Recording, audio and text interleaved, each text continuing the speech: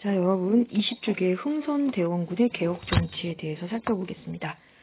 먼저 크게 흥선대원군의 개혁정치는 왕권 강화와 백성들을 위한 정책으로 살펴볼 수 있어요.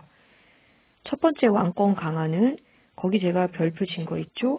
세도정치 타파, 비변사 기능 축소, 경복궁 중건, 서원 철폐, 이 네 가지 정말 기억하셔야 합니다. 시험 문제도 간혹 많이 나왔을 거예요. 세도정치란 것은 왕의 근친이나 신하가 강력한 권세를 누리면서 자기 마음대로 하는 정치죠.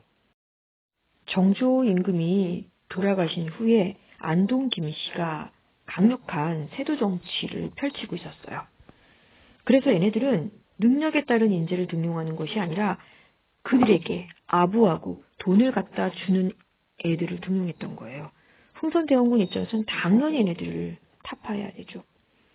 자, 그 다음 두 번째, 비변사의 기능을 축소하거나 나중에는 폐지했습니다. 원래 비변사는 임시기구였거든요. 그런데 이 기구가 임진왜란 이후에 상설기구가 되면서 그러니까 늘 존재했다는 거예요. 왕권을 위협했죠. 그래서 흥선대원군은 이 비변사의 기능을 축소하고 나중엔 폐지했습니다. 자, 그리고 세 번째가 경복궁의 중건인데요. 경복궁이 어딥니까? 왕이 기거하는 곳 아닙니까? 이런 경복궁이 임진왜란 때 훼손되었어요. 그래서 왕의 위엄을 살리기 위해서는 경복궁을 다시 재건해야 했죠. 그런데 돈이 없잖아요. 그러니까 강제로 돈을 징수하고 그게 원납전이고요. 또 돈이 필요하니까 막 찍어냈던 거죠. 방백전을 발행하고 그러다 보니까 물가도 폭등하고요. 그리고 경복궁을 지으려면 뭐 아무나 뭐 지어줍니까? 양반이 이거 지을 리가 없죠. 백성들이 와야 되죠. 그래서 백성의 노동력을 동원하니까 백성들에게 또 반발을 또 얻게 된 거죠. 왜냐하면 백성들 농사 지어야 하잖아요. 농사 짓고 언제 또 가서 경복궁 중건하고 그러니 백성들이 반발을 할 수밖에 없었죠. 또 나무가 필요하잖아요. 그래서 양반의 묘지림을 벌목하니까 양반들도 난리가 났습니다. 자, 네 번째 서원철폐입니다. 철폐라는 것은 뭡니까? 없애는 거. 왜냐하면은 이 서원이란 곳은 사림들이 자신들의 제자를 양성하기 위해 세운 사설교육기관이에요. 나라에서 세운 곳이 아니에요. 그리고 선현들에게 제사를 지냈던 곳입니다. 조선시대 최초의 서원은 주세붕이 세운 서원이고요. 자, 그런데 사림들이 자신들의 제자를 양성하다 보니까 뭐가 형성될까요? 파가 형성되지 않습니까? 그러면 이렇게 형성된 파들이 서로 자기네들이 그 세력을 잡으려고 저쪽 파를 또 모함하고 몰아내고 그게 바로 붕당정치잖아요. 붕당정치. 이 붕당정치는 잘만 운영하면은 나라가 발전될 수 있는 좋은 제도예요. 하지만 잘못하면 왕권에 오히려 위협적인 존재죠. 우리나라 최초의 그 서원이 주세붕이 세운 서원이고요. 이거 문제에 좀 나왔습니다. 그리고 이 서원은 당시 조선사회에서는요. 재정적으로 많이 도움을 줬어요. 그런데 흥선대원군 입장에서는 이렇게 붕당의 근거지가 되고 국가 재정을 좀먹는 서원이 있으면 안 되겠죠. 철폐해야겠죠. 그래서 철폐했습니다. 자, 다시 정리합니다. 왕권 강화를 위해서 세도정치 타파, 비변사 기능 축소 폐지, 경복궁 중건, 서원 철폐.